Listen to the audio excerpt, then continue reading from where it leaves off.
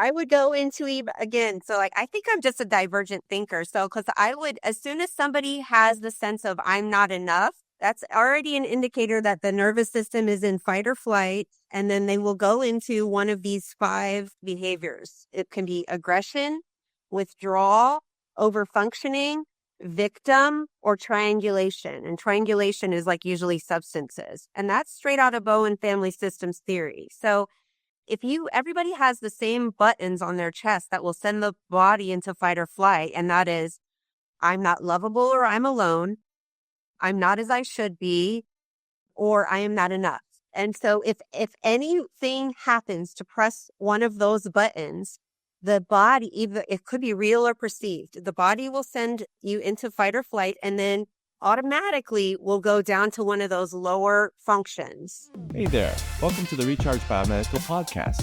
I'm Dr. Edward Park, and if you're curious about regenerative medicine, you've come to the right place. We're diving into the latest breakthroughs in telomerase activation, stem cell exosomes, and all the cutting-edge science that's shaping the future of healing and longevity. Let's get started. Welcome to another episode of the Recharge Biomedical Podcast. I'm your host, Dr. Ed Park, and today we're joined by Christine Kohler. Hi, Christine. Hello. So we met a little less than a week ago in Austin at the Dave Asprey thing, and they had a wonderful booth in the corner of the VIP. I saw this wonderful person playing the gong with a friction mallet, which I may buy, by the way. I really liked it. And they were doing acupuncture for people, and people were signing up for the free needle acupuncture, and so I was kind of scared. And so she was like, oh, you could do it. And then Martha, her partner, was like, oh, you could do it. So I did it. And it was a really nice experience. I got to say, I don't understand acupuncture as much as I should. So maybe she can explain it. But interestingly, she's been on a path as a therapist for people for 15 years. And now she and Martha, and the gentleman's name again? John Harvey. Yeah, they got the Texas State Board to recognize that people can do this anti-addiction sort of health acupuncture without all the other meridians and not call it full licensure for Oriental medicine, right? Correct. Yes. Anybody with a mental health license can be trained to do the 5-needle protocol. Just the 5-needle. And so you are trying to not monetize this, but just give access to a lot of people. Basic training, 5 things in the ear. And what's it do for people in your experience? I mean, this is like a recent law change, right? Like just last year? Correct. Yeah. So in 2023, we went to, Martha and John's, really sat down, rewrote the law to expand the treatment, because before this law was changed, you could only receive the 5-needle protocol if you had a substance use disorder. So it was typically only used in treatment centers for detox. But it's so much more powerful that they really felt strongly about opening up access to where anybody in the general public can receive. It's amazing. Their acupuncture. I'm just thinking about that for a second, like 2 practitioners petitioning the law to allow tearing down of a barrier to entry, both, professionally and monetarily for people in the service of good. That's really amazing. I mean, I was like, there is no nobler mission than the one that I ran into when I met Martha and John. I was like, this is the most noble, most humanitarian cause I've ever encountered. And I was like, sign me up, because it's just about healing. It's about community. It's about shared experience. It's about gentleness, and it's a yin replenishing practice. And so, oh yeah, no, for sure. When you were doing the gong with the egg, crazy egg, or I don't know if it was the other one, but I was like, I could feel my body vibrating with and expanding, like the field expanding. So that was kind of cool. I was like, what's going on? But I think that there are things that we just did a webinar this week about yoga, Ayurveda, and they have their own sort of science of the body's energy, which is interesting. So I wonder, with the Western, the Indian, the Oriental tradition, whether there's some kind of ways that you can hijack the electrical system of the body. I guess that is what. Are you a fully licensed OMD or just do the ear thing right now? So my license is licensed professional counselor supervisor. And the credential for the acupuncture is the AcuDetox Specialist or Acupuncture Detoxification Specialist. And so it's a permit that allows me to administer just the 5-needle protocol on anyone for any reason at any time, pretty much I love anywhere. it. So John and Martha got this together, and so it's a really easy turnkey solution for any allied health professional that wants to help. You're not doing all the other stuff, just the ear, right? Safe and Right. yeah. You don't need to diagnose anything to receive the benefits. You don't need to be selected to receive the benefits. You don't have to do anything. And because we're in a mental health crisis, there's very long wait lists to Yeah. receive services. And this is something that, like, say, for example, a community agency could offer to their waitlisted clients to say, hey, we don't have an individual therapist for you, but right now, you could come to our weekly acupuncture group and it's less than $1 per treatment. $1 per treatment. Yeah, I mean, that's amazing. So the website is 5DS Texas, or what is that? It's 5NP, like the number 5NP needle protocol. So 5nptexas.com. Perfect. And they can find a local referral in Texas for somebody who's doing it. And they're all sterile needles. It's not like back alley stuff. They're trained in a very specific protocol. And so the Yes. philosophy on a larger level is that how does it help clear addiction or make people peaceful?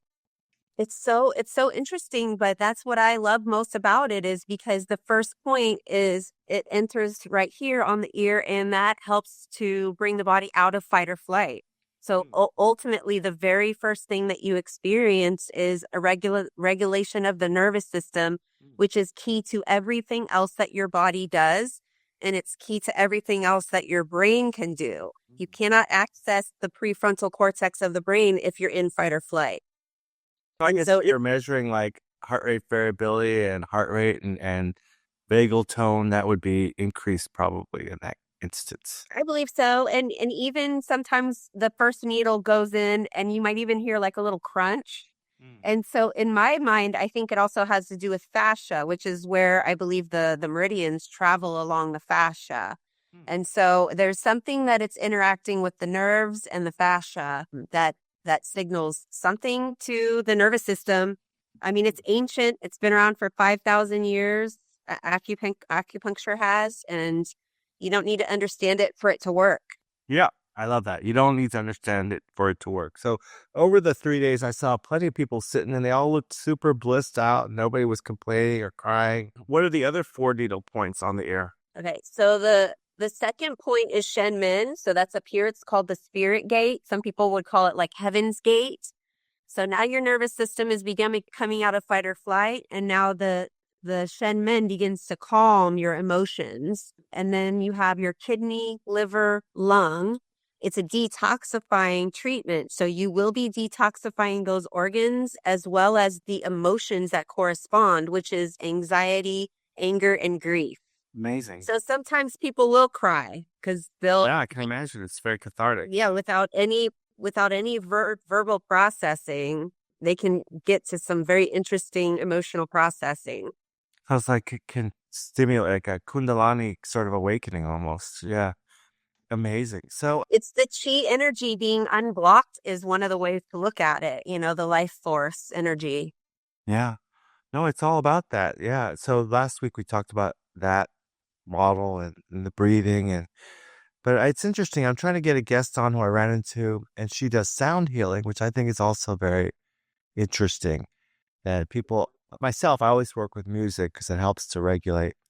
But yeah, no, we can get a little intense in our thoughts, can't we? So it's nice to have sleep and it's nice to have good music. And now we have people. It's very good. Also, the 5-needle protocol, it's very good for addiction, trauma, chronic pain, anxiety, depression, insomnia. And it's like a factory reset for people. Like the 5NP Texas will explain where to go, how to get it. Okay, so it's kind of a one-size-fits-all panacea just to kind of get you blissed out and reset and then reboot. Okay. Yep. Well, let's talk about that. Yeah, that's amazing. I mean, I can testify. I went into it without any beliefs. I was very scared, but it did feel really good. But let's talk about your career as a early childhood educator. So I know I was trying to decipher the Hebrew, but I think it's Aramaic. That's why I couldn't really read it. Oh, It says Yeshua, right? Hebrew, So Yeshua. yeah, so that's of course the Aramaic name of Jesus, and you have a Sunday school. You're a Sunday school teacher now over there in I used Frisco. I Yeah. used to be for like 12 or well, actually it was more like 14 years. My husband and I were in the pre-K Sunday school ministry. We were shepherding. Amazing. So, because we didn't have any children of our own, so I got to see like 15 cohorts of 4-year-olds. Wow, what an interesting thing. And so, You know, what is your impression of how the family's doing these days now that you got oftentimes dual income and they can't afford children or they're just struggling to make ends meet? How do we get to this place in the families and how's it working out? Because I think a lot of people are stressed and feeling unfulfilled and slightly despondent. Like, what happened? I totally agree with you. And, a few different things happened that I've been able to put my finger on. And I would say the very first thing that shifted, I'm a kid of the 70s. And so the very first thing to me that shifted, before technology came forth was convenience began to be a larger and larger commodity. So when convenience became such a huge value, anything that was inconvenient was less valuable. But unfortunately, when things are inconvenient, they often have greater meaning, a lot of times. It's one of those existential, tensions. And so I think convenience being so important to our family system, the way it operates, whether it's food or shopping or, transportation, whatever. And then with the technology, I think that made a huge difference in, what it is to be together. I mean, you can literally be together, but not connected. It's a really Yeah, I very think you're right. essential. Yeah, I think you're right. Good points. Like the dopamine addiction from the devices. We were just at dinner last night, an amazing meal. And I looked over and 2 out of the 4 people at the adjacent table were on their phones during dinner, which, for people of a certain age would be considered rude. But beyond that, you're right. Having to go through the rituals of life, preparing the meal, going to the market, it has meaning. So when you rip open the package and microwave it for 90 seconds, the ritual is gone. And perhaps maybe even the family bonding and the meaning of that is gone. Yeah. Yeah, I love how you say that because one of the common themes of before there was so much technology is that children had a very important role in the family for the family to operate. So it was not doable for the child to just, be a passive observer. They were helping with the gardening. They were helping with, maintaining whatever, inside the household. And so they had a special understanding of their significance in the family system. But Yeah, I now mean, they're more, I feel very called out on that because we never gave our kids chores, and that would have been a really good thing to do. But they learned, the consequences of actions in different ways. But I think that it's so important because, I think children in the early childhood, they have sort of a need to be delighted in, to be adored. And then they have to understand their familial structure. And it reminds me of that. I think it's War and Peace, or I don't know, Anna Karenina, I don't know, some great line of the novel said, all families are happy in the same way, and all unhappy families are unhappy in their own unique way, something like that. But I think there needs to be a sort of structure. If you're going to go nuclear, I mean, there's many kinds of non-traditional families, and that's fine, but there needs to be structure. And now I see that there's so much a dopamine addiction in the devices for the kids, and people also have no shared common cultural norms, whether it come to even like sexual pairing, but even the idea of what their responsibilities are in a relationship. Like we're long past Ozzy and Harriet, and even beyond the Brady Bunch. I mean, it's all just a free for all out there, isn't it? yeah.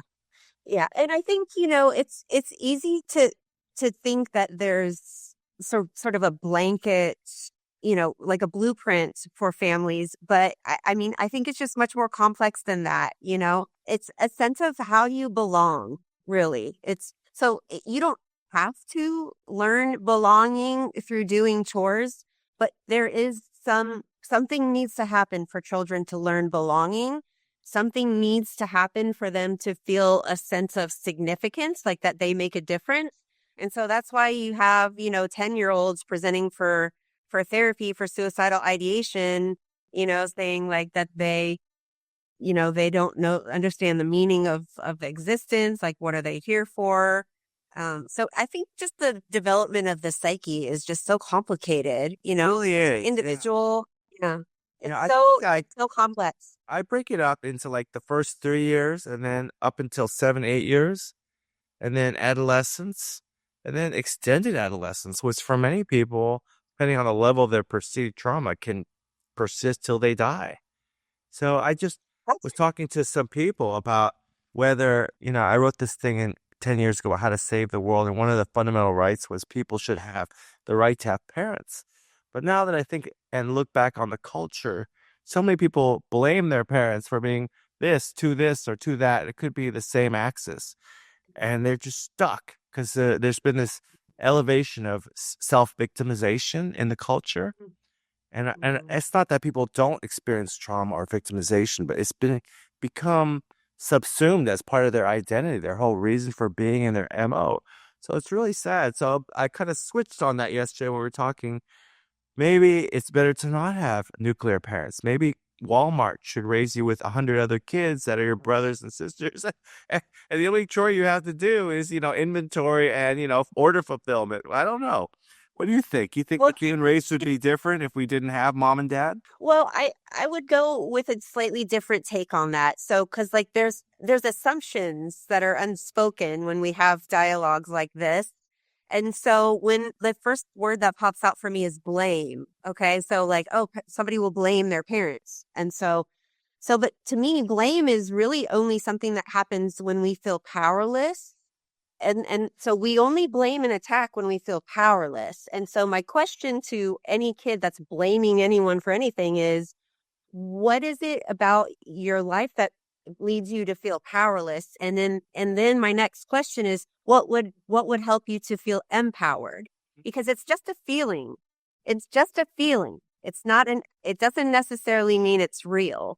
And so to feel empowered can allow a person to step into. So perhaps if they felt like they had some resilience, then they wouldn't have the need to blame and attack somebody for their own suffering.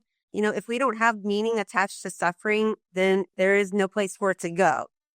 So I mean, it's so interesting. But, I think there's a personality type that kind of dwells on suffering, isn't there? I mean, I remember I had a good friend from college, and he was, at Harvard with me.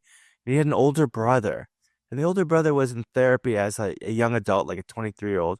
And the reason was he felt like he had not achieved as much in life because the parents had so delighted in him that he didn't have that sense of a need to fulfill. And so you're thinking like, okay, you grew up very affluent, privileged, and yet your biggest gripe is that you didn't feel enough strive to achieve what you could have. I mean, it can't win. Like, it's I gave you too much unconditional love and not enough, like, you better get into Harvard or I'm going to beat your ass. Like, how is that a reason to spend $100 an hour or whatever it was on therapy, We age because our telomeres shorten and our stem cells deplete. But what if we could support both? I've been taking TA65 for 17 years. It's the only supplement I trust to support better mood, better sleep, and exercise recovery. And at age 57, I don't have any gray hair and I don't need reading glasses.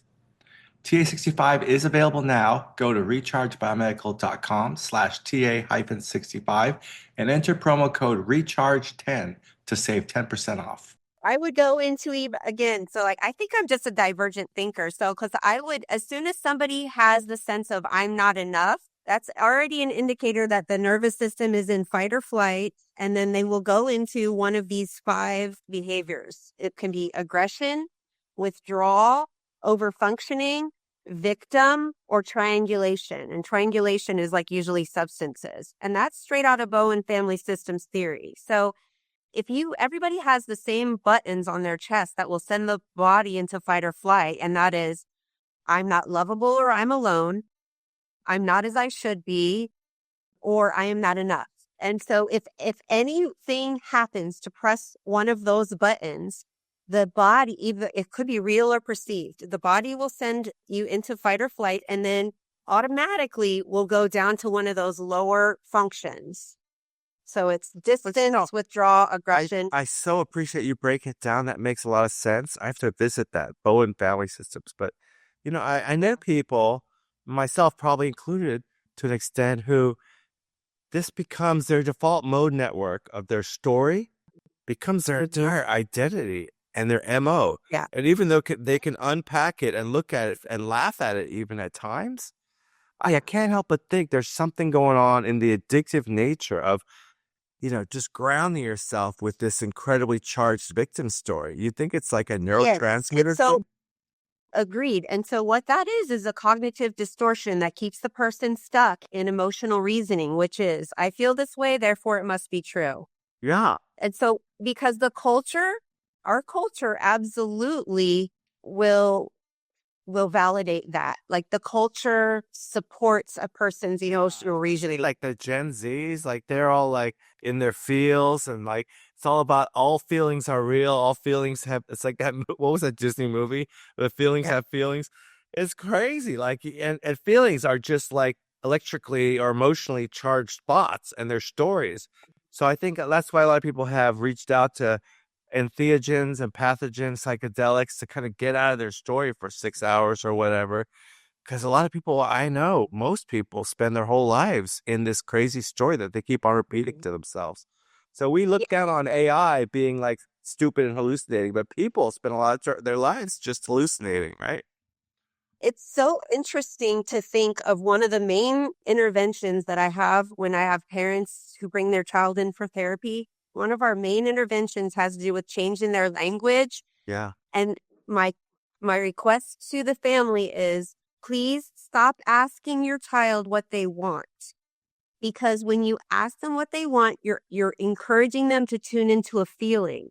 I'd rather that you ask them, what do they choose? Because when you ask them what they choose, they're tuning into an action, like they're tuning into a behavior. Wow. There's a different energy between checking in with what you want and what you're going to choose. Yeah, no, and isn't that the goal of parenting ultimately, is to make yourself obsolete, right? So that they can be self-regulating and happy and make good decisions. Yeah, I mean, we want them to use the gifts, to be able to develop and use their gifts and talents for the benefit of themselves and everyone else. We all can win. Like there's always a way to find a win-win situation. But I think a lot of people approach the parent-child dyad or whatever as sort of like this intergenerational trauma bond playground where they're going to recapitulate the same garbage they had with their parents. And it's just like sad. Like, what do you think? Have you seen that? Like they marry their moms or dads and they have the same drama, and it just like gets boring after like a movie you've seen 100 times. Yeah, I think if we have emotional safety to explore how those patterns were put there, how they emerge, if we have enough emotional safety in a relationship to be imperfect and explore that, I think you can step through and like walk through that to make a new meaning from an old experience. But when there's not emotional safety or a growth mindset, there's that Carol Dweck. Yeah. Carol Dweck's research, is you're becoming a new person every single day. You're not the same that you were yesterday. Like that guy's gone. And so if you have a growth mindset that you're always growing and always becoming somebody new, then it leads to new opportunities and possibilities to change an old paradigm and to make a different I passion. think that's the ultimate deal breaker, because there are a lot of people who, I was just at dinner with my younger son and his girlfriend, and without them saying it, they both had that growth mindset. And It's awesome. I think that's really a deal breaker for a lot of people. I met a nice person in Austin, and she's going through a divorce, not a low conflict divorce, but I can sense that's the deal breaker too. It's like, if you're stuck and you like being stuck because it's comfortable and you don't want to see me grow and emerge, then I think that is kind of a deal breaker for a lot of people. But a lot of people vibe at that frequency and they find other ways to be stable, Because uncertainty is vulnerable. Yeah. So certainty is over here, uncertainty is over here. So if we're certain of who we are and that we're always going to be that way, we don't have to feel vulnerable. It's not as abstract. It's a different kind of risk, isn't it? Yeah, for sure. Well, that's fascinating. It seems like you've garnered a lot of wisdom over the years. And so you're helping people. You're taking a little sabbatical, I know. What's that going to look like for you? So kind of to your point, Doc, is, what we've created in terms of childhood in our culture, we've really kind of shifted how education works, how nutrition works, how entertainment works, how, just so much has changed that I'm like, yeah, I don't know that I have the ability to help anyone in an hour a week, So I decided instead to continue in a training, capacity. So supervision and training for play therapists and others who want to learn the functional mental health approach. And then beyond that, training 5NP to clinicians, nurses, mental health clinicians, and anyone who interacts, with somebody who could benefit. I want to train more people to do the 5NP. And we just finished applying for a grant, so opioid abatement.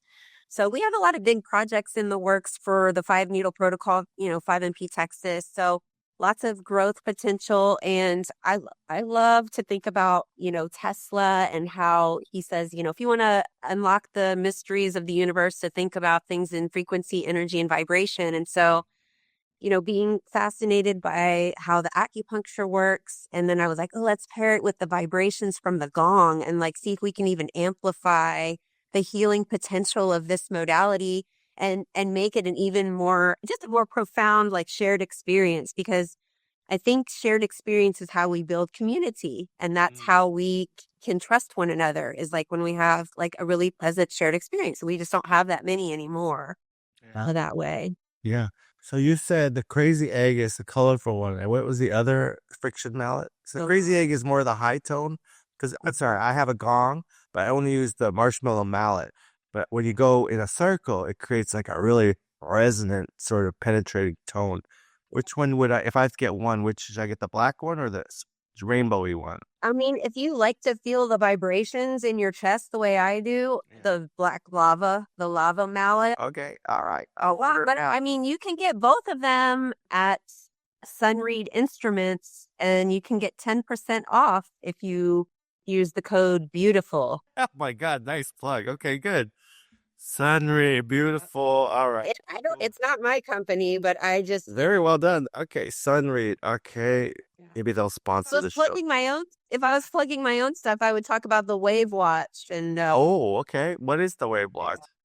The Wave Watch, Linda Bammer is the inventor of the Wave Watch, and this is 1,000. Basically, it's right frequencies that you just wear on your wrist. And my God! But my code for that is NTN 100. So that's. Are you manufacturing them? No, I'm just so the reason that I got so big into the Wave Watch is because, as you probably have encountered with your patients, a lot of our children have an overload of parasites, or at least that's what they say can be responsible for some of their inflammation, and their, immune functioning is overload of parasites. And so the Wave Watch is one way. It has parasite frequencies because parents have been really exhausted trying to get their kids to take supplements. Wow. No, that's cool. I like one of my colleagues, I went to his house and he has one of the original Rife machines with the frequencies and the computer software. So yeah, there's a lot out there that's coming soon. I met one lady who has kind of an open source thing for frequency medicine in and around the head. Wow. So yeah, you're definitely beaming in from the future, the Star Trek future there. So that's really cool. What's crazy though? Apparently this technology has been available since the 40s, but it's been Royal Rife. Yeah, it's been there. It's suppressed. Yes, ma'am. Well, we shouldn't talk anymore about it or we'll get banned. All right, well, hey, Dr. Kohler, it was really nice to talk to you and meet you. And you're just doing some really good work. So keep on, please. Okay, well, I'd like to interview you next and hear. Yeah, because the work that you're doing with your patients is pretty groundbreaking, and you're hungry for knowledge in terms of looking at looking at things from a different paradigms. And Yeah, no, it's you're it's kind fun. Like yesterday, I interviewed one of the people I helped her train, and she's been treating a lot of people over the last 2 years for autism, and she was very measured in her, selling of it. But I know for a fact that it is moving the needle for a lot of people. But I feel like that's the whole purpose of the podcast. We talk to nutritional experts. We talked to mold experts a couple weeks ago. Was telling us all about the stuff and the toxins. So we're trying to put together the pieces of the puzzle. And I knew immediately upon meeting you, Martha and John, that you guys are a part of that puzzle. So thank you for being on the show. Yes, and I hope that we can collaborate on some pandas work in the near future because I got to talk to Nancy O'Hara about that. That keeps on coming up too, and there's a lot of stuff to go into there. So I'll have to reread her book. But if in the meantime, if people want to connect with you, I know you have the N5NP, 5 Needle Points, Texas. That'll get them started. But if they wanted to kind of vibe with you, so to speak, as a therapist, do you have a practice site as well? yeah, so the website is neurodevelopmentx.com. And on Facebook, I'm launching a new program, or I guess it's a project for clinician burnout. So it's called Healing Beyond Medicine. And we're just talking about secondary traumatic stress, compassion fatigue, and burnout. And what So your sweet spot is not necessarily church-going kids or families or addicts. I sense that one of your biggest interests is that Chiron in astrology. Chiron is the wounded healer. So the people who are drawn to these fields of healing, oftentimes they have this countertransference, this sort of energetic cloud. And I met this great therapist, psychiatrist, and she's like, it doesn't bother her. So she has a switch. She has a room. But I know what you mean, compassion fatigue, empathy. And there's times I can count on one hand where I've refused to take on patients because their prognosis was so poor. And I knew it was just going to be, So, but I was saying to somebody, we're like junkies. We like to help people because we feel erroneously, perhaps, that if we can heal others, we'll have fixed whatever was missing in the childhood. But I know that was triggered by a horrible event. One of your mentors ended his life suddenly in a moment of impulsivity, or what was that? Yeah. Yeah. So the very professor who introduced me to the concept of self-compassion committed suicide.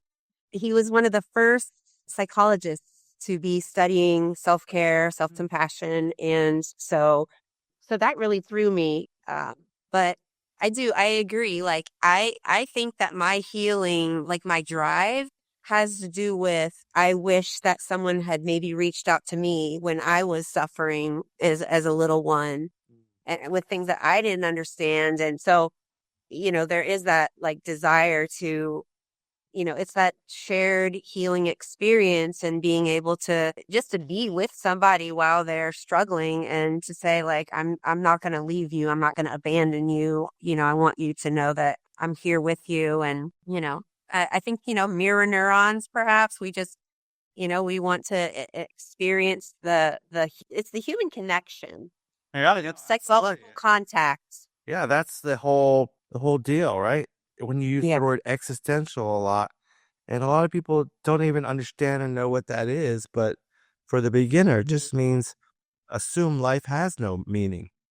So it's up to you, if you so choose, to imbue it with meaning. And in the end, most people find that in a higher power or in each other. But deeply down, they have to fall in love with themselves, right? Just keep breathing and find a way to be compassionate to yourself. That's really, we're the ones we're looking for in the end, right? Rescue It's so ourselves. interesting. Yeah, like, coming from my grandparents were in World War II. And so Viktor Frankl, he was, one of the first existential, Yeah.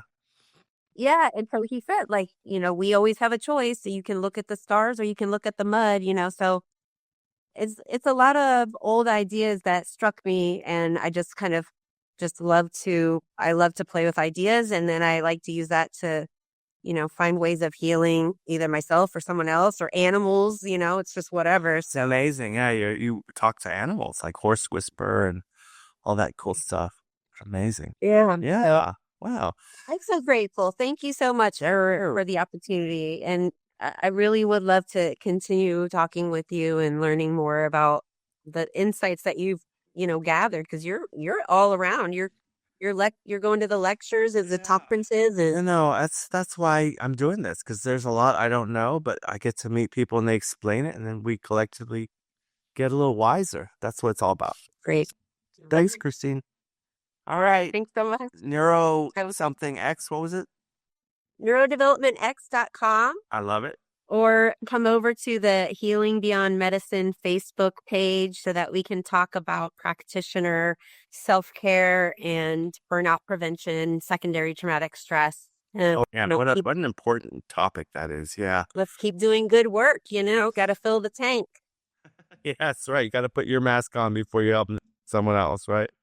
Okay. Sure, yep. Thanks. Steph. All right. Appreciate you. You. Okay. You bet. Thanks. Thanks for tuning into the Recharge Biomedical Podcast. If today's episode got you thinking, you'll love my book, Exosomes Songs of Healing. It's packed with cool analogies, full color illustrations, and all the science you'll need to understand how exosomes are changing the game in aging and regenerative medicine. You can grab it in paperback, ebook, or audiobook, whatever works for you. Now head over to www.rechargebiomedical.com to check it out. And don't forget to like and subscribe so you never miss another episode. See you next time.